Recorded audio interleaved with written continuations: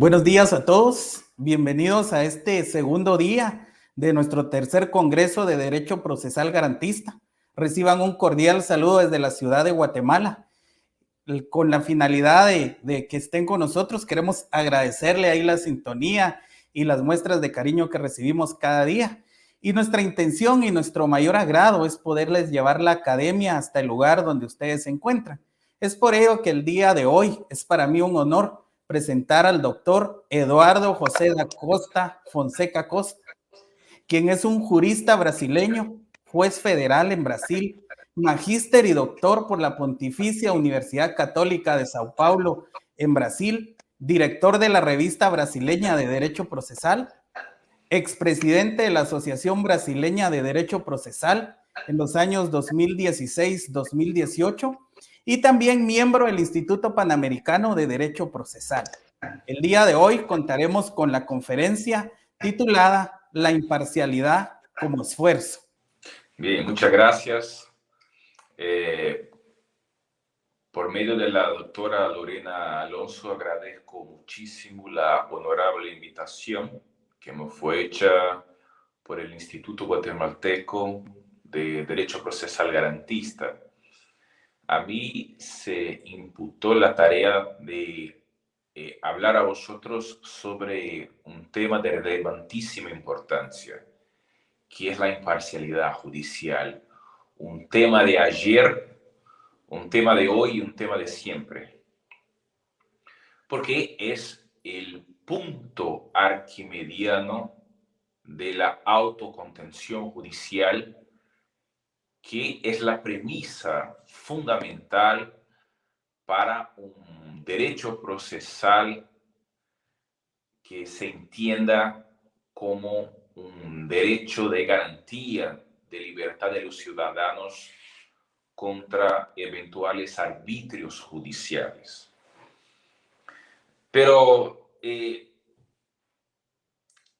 general, las doctrinas autoritarias hiperpublicistas que ven el proceso como un instrumento a servicio de la jurisdicción, del poder y, por tanto, del Estado, para estas doctrinas, el instituto de la imparcialidad, no raro, es solo un elemento de retórica argumentativa o simplemente no tiene importancia.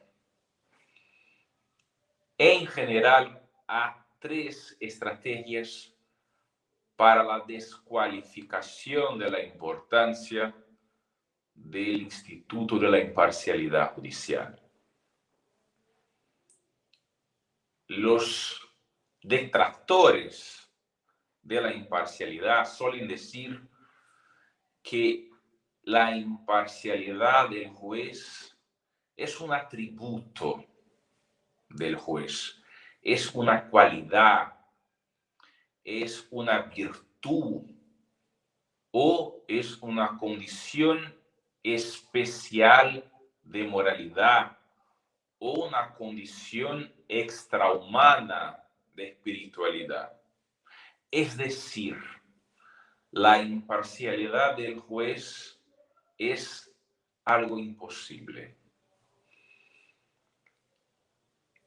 Siguiendo esta línea, estos mismos detractores suelen decir, por consiguiente, que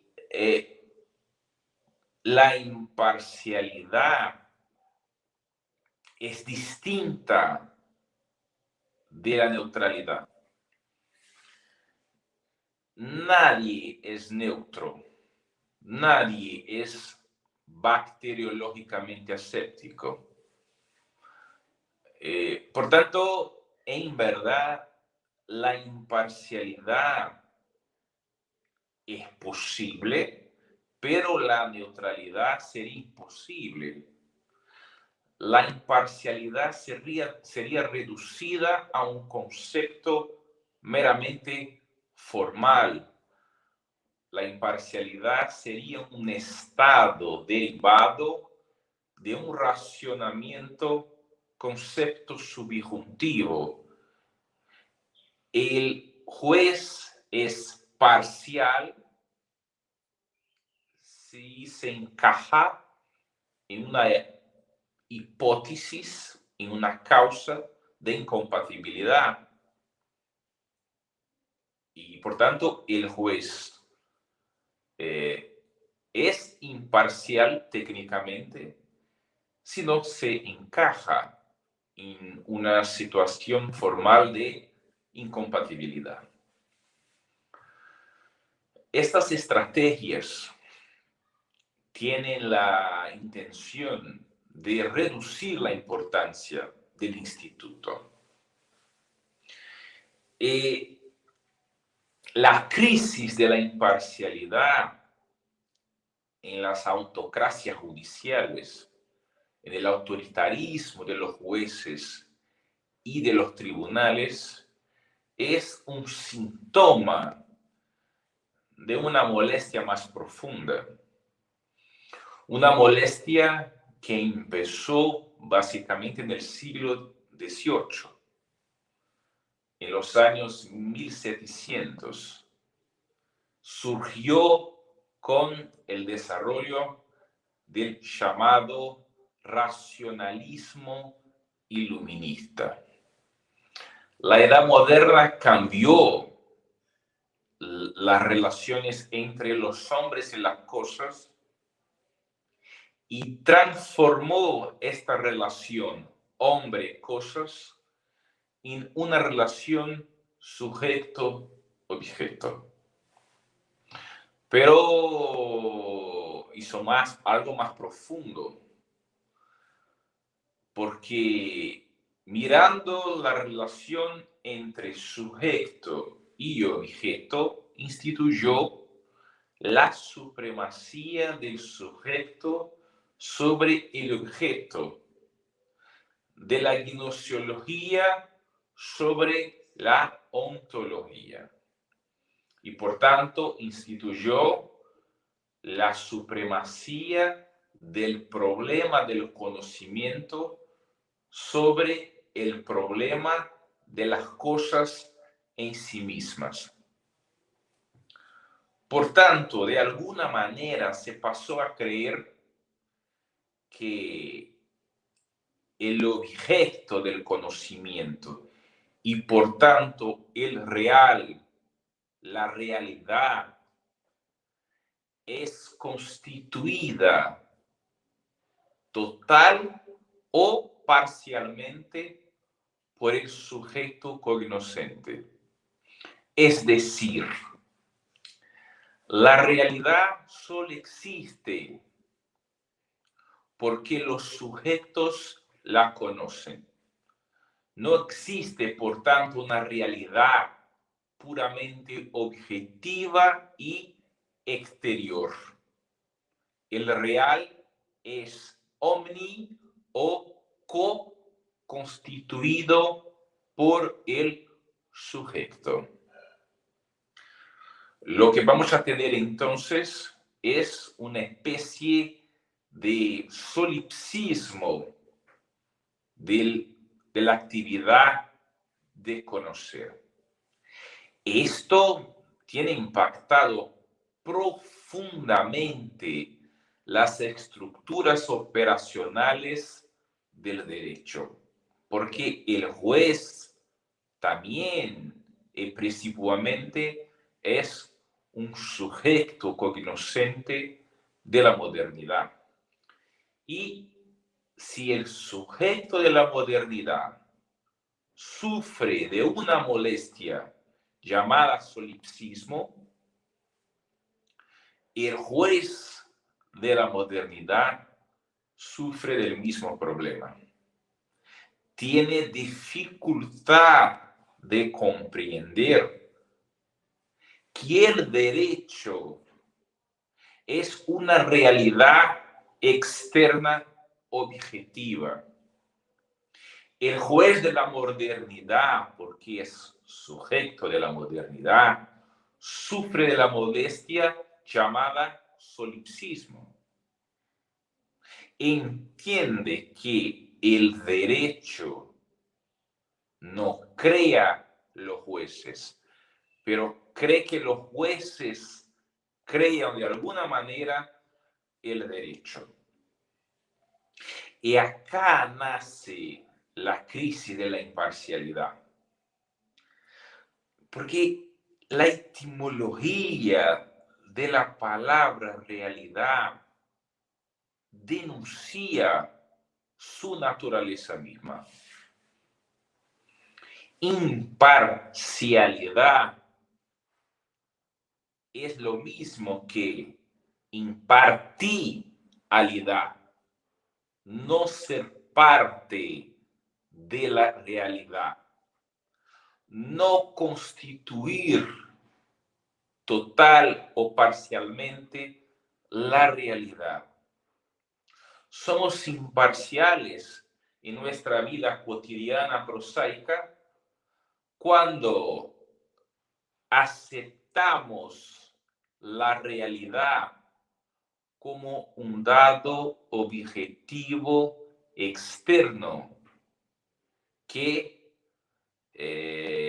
nos conforma. Y hoy los intérpretes aplicadores de derecho, enfermos por el mal del solipsismo moderno, no entienden que el derecho es una realidad que independe de ellos. Y esa manifestación de la imparcialidad judicial puede ser comprendida desde múltiples ángulos.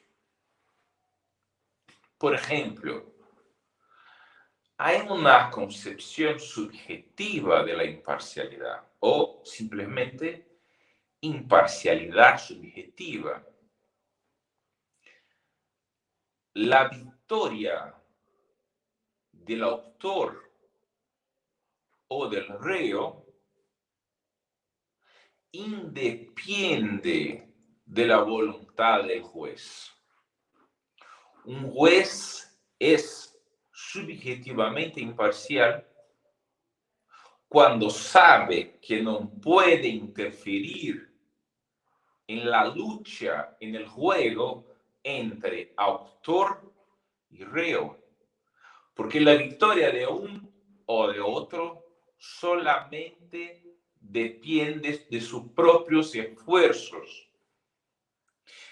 El juez es tanto más imparcial cuanto más equidistante de los protagonistas de este ámbito adversarial conflictivo llamado proceso. Entonces, el sujeto de la modernidad es subjetivamente imparcial cuando contiene la tentación de interferir en la lucha de las partes, ayudando una a vencer y, por tanto, a que la otra perca la causa en juicio. Pero hay una otra posibilidad de comprender el fenómeno de la imparcialidad. Miren, cuando yo empleo la palabra autocontención, yo empleo esta palabra en el sentido de una lucha de alguien consigo mismo. Porque en verdad, la imparcialidad no es propiamente una virtud, una cualidad, un atributo. La imparcialidad es el resultado no raro, malogrado de un esfuerzo. Ni siempre se logra por medio de este esfuerzo un estado completamente imparcial. No existe la imparcialidad plena, la imparcialidad absoluta. Lo que existe es la imparcialidad posible. Pero la imposibilidad de una imparcialidad absoluta no descualifica la lucha por la imparcialidad. Porque el esfuerzo por la imparcialidad es un esfuerzo que vale la pena, es un esfuerzo que tiene valor per se. Según los escolásticos, es un esfuerzo de agonía, es un esfuerzo agonístico, como por ejemplo el esfuerzo por la santidad. El esfuerzo hacia un estado de santidad casi siempre es un esfuerzo condenado al malogro, al insuceso. Casi siempre, no raro, es un esfuerzo condenado a no ser realizado. Pero a los ojos de Dios, este esfuerzo en sí mismo, per se, tiene valor. La misma cosa se pasa con la imparcialidad. Lo que demuestra que imparcialidad y neutralidad son exactamente la misma cosa. El problema es que no existe un juez tabula rasa, un juez completamente aséptico, un juez bacteriológicamente neutro. Eso es imposible. Pero esta imposibilidad no autoriza el juez a abandonar su deber de autocontención. Repito, no existe propiamente la imparcialidad. Lo que es institucionalizado por el derecho es la lucha, el esfuerzo en dirección a la imparcialidad. Aunque este esfuerzo malogre, poco importa. Porque en verdad, la lucha por la imparcialidad es la lucha por la objetividad. Es un esfuerzo de objetivación. La imparcialidad está para el juez, como la objetividad, por ejemplo, está para el cientista. Es decir, la lucha por la imparcialidad y por tanto por la objetividad es la lucha del sujeto de la modernidad contra sus tendencias solipsistas, contra la tendencia de pensar que el sujeto del conocimiento constituye de alguna manera el objeto a ser conocido.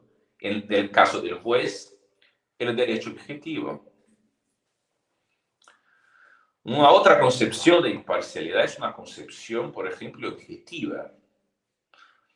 Es la lucha para que el juez no interfiera en la constitución dialéctica del objeto del proceso por las partes. Solo las partes aportan fundamentos jurídicos, factos, argumentos, pruebas y pedidos al proceso. El objeto del proceso son los temas disputando, que van a ser objeto para el juez como tema decidendum. Ser objetivamente imparcial significa, por tanto, para el juez, no interferir, repito, en una realidad externa llamada objeto del proceso. Porque el objeto del proceso es constituido solamente por las partes. El juez no aporta fundamentos, factos, pruebas, argumentos y pedidos. Otra manera de ver el fenómeno de la imparcialidad, el fenómeno del juez que no toma parte de la realidad, que no se ve como alguien que constituye la realidad, es la imparcialidad procedimental. No es raro, leemos libros que defienden la posibilidad del juez flexibilizar los procedimientos instituidos por el legislador. Aquí también se pasa lo mismo. El juez, sufriendo la tentación de interferir en una realidad que es impuesta a él exactamente para controlarlo. Porque para lo que sirven los procedimientos legales, para limitar el juez, no para ser maleabilizado, instrumentalizado, plastificado por el juez según la naturaleza de la causa, la especificidad del derecho material que regula el conflicto. Porque el proceso es límite y proceso, según Fazzolari, es procedimiento.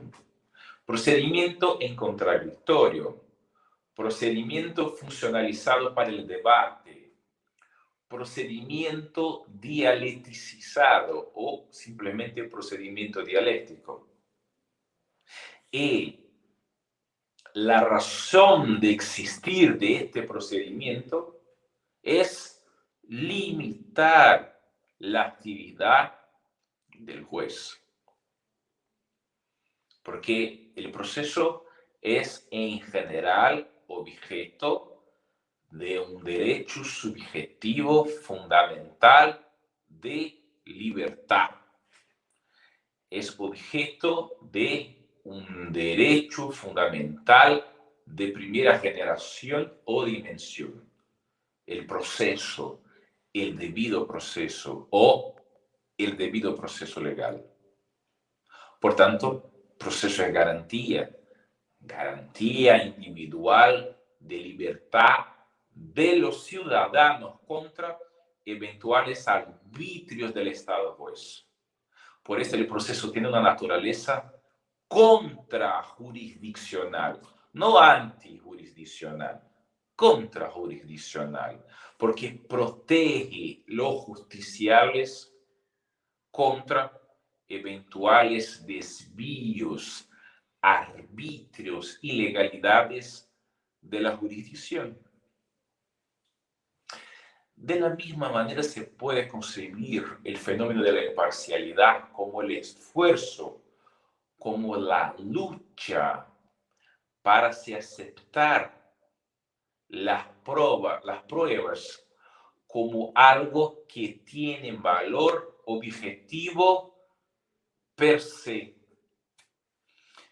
En otras palabras, se puede concebir una imparcialidad valorativo-probatoria.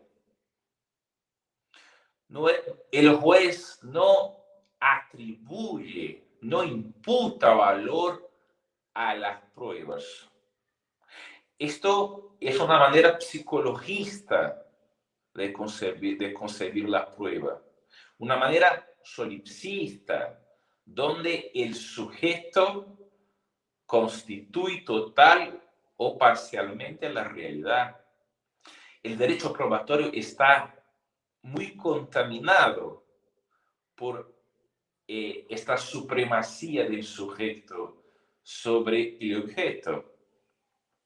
Entonces, hay muchas palabras como convicción, convencimiento, valor de la prueba, que son restos detríticos de esta manera solipsista de ver la relación entre el juez y la prueba. En verdad, el juez no atribuye valor a una prueba. Las pruebas tienen valor per se. El valor está en la prueba. El valor de la prueba existe por sí mismo. El juez no atribuye subjetivamente valor a las cosas. Las cosas tienen valor en sí mismas.